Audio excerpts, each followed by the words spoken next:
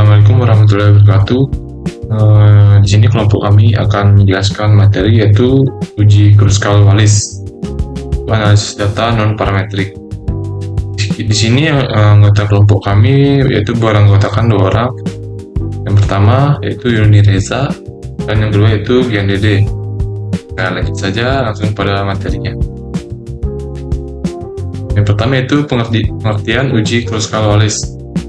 Uji Kruskal-Wallis adalah uji statistik non-parametrik yang digunakan untuk mengetahui apakah terdapat perbedaan media dari 3 kelompok atau lebih yang saling independen jika data tidak berdistribusi normal. Maksudnya itu rumus uji Kruskal-Wallis, yang dimana keterangannya itu H sama dengan nilai statistik Kruskal-Wallis, N sama dengan jumlah seluruh sampel, K sama dengan jumlah kelompok, RI atau RJ. RI garis miring RJ sama dengan jumlah ranking pada kelompok RJ. Dan yang terakhir yaitu NJ sama dengan jumlah sampel pada kelompok J. Dan yaitu syarat uji Kruskal-Wallis. Nah, yang pertama yaitu jumlah kelompok 3 atau lebih. Yang kedua, data antar kelompok bersifat independen. Yang ketiga, skala data minimal ordinal. Yang keempat, data tidak berdistribusi normal. Dan yang kelima yaitu bentuk distribusi antar kelompok relatif sama. Nah, di sini contoh pengaplikasiannya yang akan dijelaskan oleh teman saya. Selanjutnya, saya akan menjelaskan cara melakukan uji Kruskal-Wallis melalui sebuah contoh penelitian yang bertujuan untuk membandingkan 3 metode diet, yaitu metode A, metode B, dan metode C terhadap penurunan berat badan setelah 4 minggu. Data yang diperoleh berupa penurunan berat badan pada kilogram dari masing-masing kelompok seperti pada tabel. Karena penelitian melibatkan lebih dari 2 kelompok independen dan data tidak berdistribusi normal, maka digunakan uji Kruskal-Wallis sebagai metode analisis. Adapun langkah-langkah untuk melakukan uji Kruskal-Wallis yaitu yang pertama, perumusan hipotesis. Hipotesis 0 atau H0 menyatakan bahwa median penurunan berat badan dari ketiga metode diet adalah sama. Sedangkan hipotesis alternatif atau H1 menyatakan bahwa setidaknya terdapat satu metode diet yang memiliki median penurunan berat badan yang berbeda. Hipotesis inilah yang akan diujikan menggunakan uji Kruskal-Wallis. Selanjutnya yaitu tentukan kriteria pengujian. Penelitian ini menggunakan tingkat signifikansi sebesar 0,05, jumlah kelompok adalah 3 sehingga derajat bebas diperoleh dari K dikurangi 1 yaitu 3 dikurangi 1 sama dengan 2. Berdasarkan tabel C kuadrat diperoleh dari nilai C sekuer tabel sebesar 5,991. Kriteria pengambilan keputusannya adalah hipotesis 0 ditolak jika H hitung lebih besar dari nilai 5,991. Langkah yang selanjutnya yaitu pembuatan ranking. Semua 18 data penurunan berat badan dari ketiga metode diet digabungkan menjadi satu tanpa melihat asal kelompoknya. Data kemudian diurutkan dari nilai terkecil hingga nilai terbesar. Nilai terkecil diberikan peringkat 1, sedangkan nilai terbesar diberikan peringkat tertinggi, yaitu peringkat 18. Apabila terdapat nilai yang sama atau disebut bias, maka peringkat tidak diberikan secara terpisah, melainkan menggunakan rata-rata peringkat.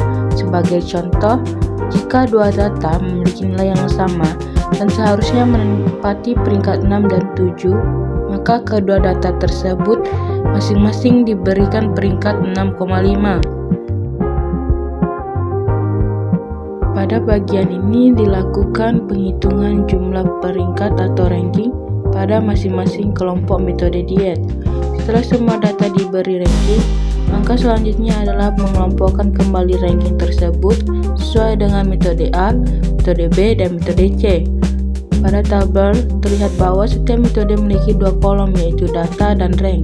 Kelompok data menunjukkan nilai penurunan berat badan asli, sedangkan kolom rank menunjukkan peringkat hasil pengurutan data gabungan.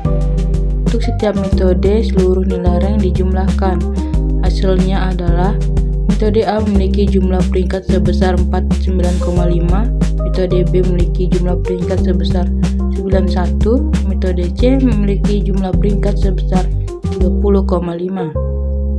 Nilai jumlah peringkat atau R ini akan digunakan pada langkah-langkah berikutnya, yaitu perhitungan statik uji Kruskal-Wallis untuk memperoleh nilai H itu.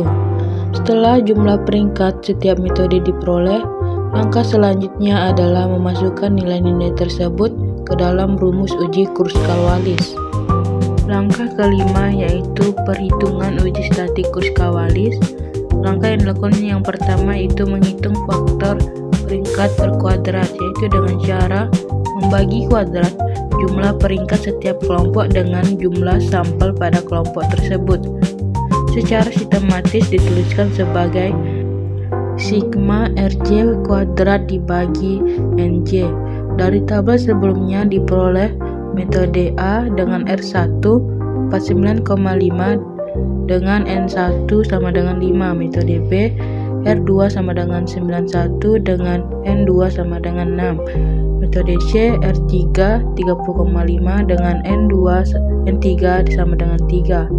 Hasil perhitungan faktor peringkat kuadrat menghasilkan nilai total 2033,11.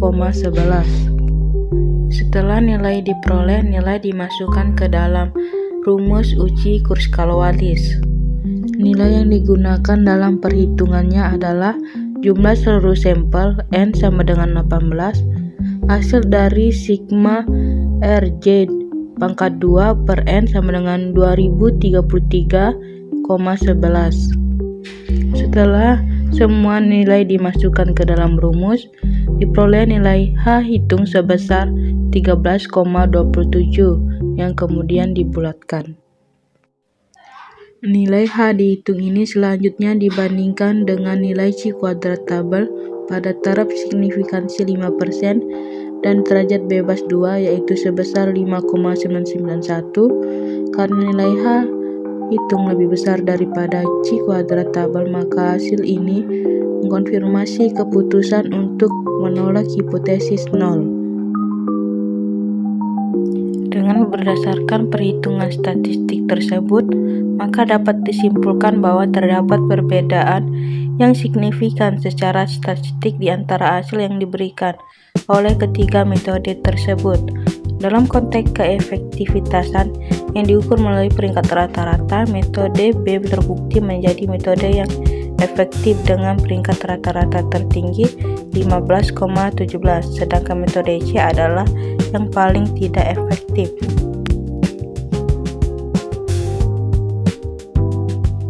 Itulah cara melakukan uji Kruskal-Wallis pada sebuah data. Mohon maaf bila ada kesalahan. Wassalamualaikum warahmatullahi wabarakatuh.